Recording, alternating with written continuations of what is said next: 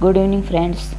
आज हम आपको 9th क्लास का चैप्टर 1 संख्या पद्धति करवाएंगे, यानी कि नंबर सिस्टम। प्राकृत संख्या क्या होती है? प्राकृत संख्या वे संख्याएं होती है जो 1 से लेकर इन्फिनिटी तक जाती हो। पूर्ण संख्याएं वे संख्याएं होती हैं जो 0 से लेकर इन्फिनिटी तक जाती हैं। सम संख्या वे संख्याएं होती हैं जो 2 से भाग हो, जैसे 2, 4, 6। 2 से लेकर इन्फिनिटी तक कोई भी हो सकती है जो 2 से भाग हो। विषम संख्या वे संख्याएं होती हैं जो 2 से भाग ना हो, जैसे 1, 3, 5, 7। यानी कि 1 से लेकर इन्फिनिटी तक जो संख्याएं 2 से भाग ना हो। रूढ़ या भाज्य संख्या वे प्राकृत संख्याएं होती हैं जो एक या अपने को छोड़कर किसी दूसरी संख्या से भाग ना हो, जैसे 2, 3, 5, 7। यानी कि इन्फिनिटी तक कोई भी संख्या हो सकती है। यौगिक या अभाज्य संख्या यानी कि वे संख्याएं जो एक या अपने को छोड़कर दूसरी संख्या से भी भाग हो जाए, जैसे 4, 6, 8, 9, 10। यानी कि इन्फिनिटी तक कोई भी संख्या हो सकती है। असहभाज्य संख्याएं वे प्राकृत संख्याएं होती हैं जिनका महत्व समापवर्तक 1 होता है, जैसे 4 और 9 एक असहभाज्य संख्या है। अत्रिभाज्य संख्याएं वे प्राकृत संख्याएं होती हैं जिनका महत्व समापवर्तक 1 होता है, जैसे 8, 9 तथा 25 का महत्व समापवर्तक 1 है, तो ये संख्याएं अत्रिभाज्य संख्याएं हैं।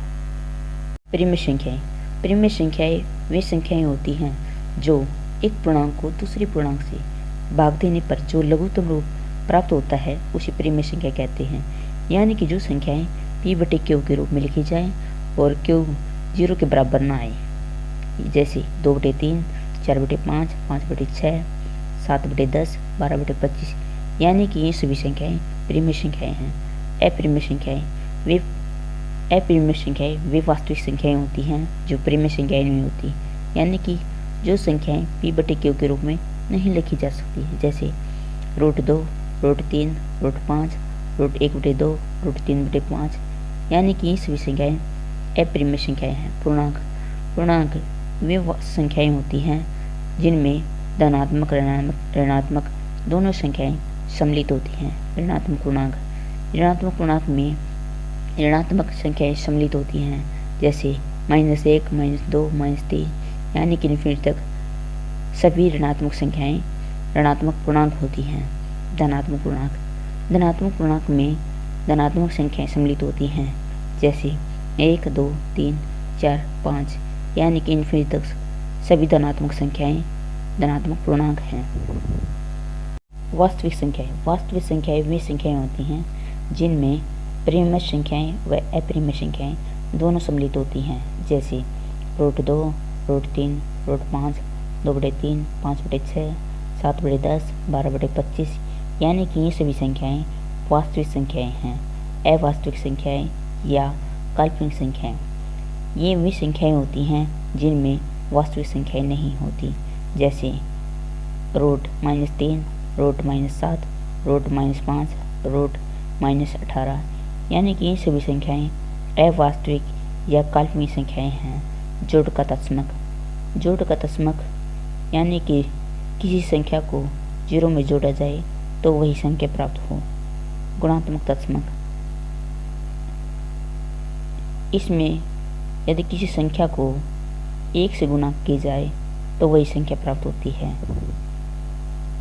जोड़ का प्रतिप या प्रतिलोम अव्यय, यदि किसी संख्या में उस संख्या का प्रतिलोम जोड़ा जाए और 0 प्राप्त हो तो वह जोड़ का प्रतिप या प्रतिलोम अव्यय होता है। गुणा का प्रतिप या प्रतिलोम अव्यय, यदि किसी संख्या में उसका प्रतिलोम गुणा किया जाए और 1 प्राप्त हो तो वह गुणा का प्रतिप या प्रतिलोम अव्यय होता है। ये इम्पोर्टेंट बात है, ज़रा ध्यान से सुनो। शून्य प्राकृत संख्याएं नहीं होती, पूर्णांकों और भिन्नों को एकीकृत करने पर प्रिय संख्याओं का समुच्चय बनता है। आखिर में इतना ही कहना चाहेंगे दोस्तों, कोरोना वायरस के चलते हुए घर से बाहर ना निकले और घर पे रहें, सुरक्षित रहें। जय भीम, जय भारत।